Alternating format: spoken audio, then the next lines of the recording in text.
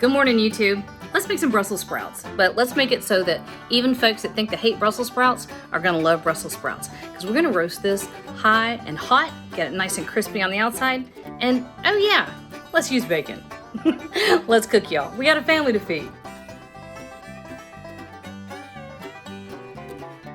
All right, we're gonna get our Brussels sprouts ready to go. So I've got about a pound of Brussels sprouts, and I cut them in quarters. So I just cut off the stem end, ran my knife through them both ways, so quarters. Okay. Now to this, we're gonna add a little bit of bacon grease. Not a ton, but a little bit. And I've seen people online that are doing a similar recipe to this. And instead of adding bacon grease here, instead they're putting raw bacon and then doing the whole thing all at once. Only problem I have with that is that by the time your bacon is cooked, sometimes your Brussels sprouts are mushy, okay?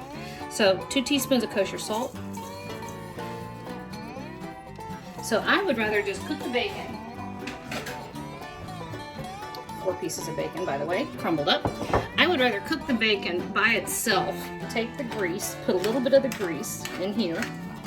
Not all of it either, which if you cooked it in there, you'd have all the grease. But some of the grease, maybe a tablespoon. And then I do have a hot oven, 425 degrees. And this is all we're doing. Oh no, actually, you know what? I'm gonna do one more thing. Hang on. Garlic powder. Because not a whole lot is better with a Brussels sprout than bacon and a little garlic. Not tons, you don't want to like overwhelm it. And if you toss this pretty good, you see how some of these leaves are starting to come off? That's fine.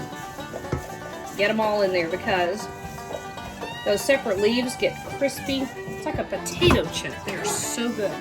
And then straight onto our bacon sheet. Bacon sheet. That's fun.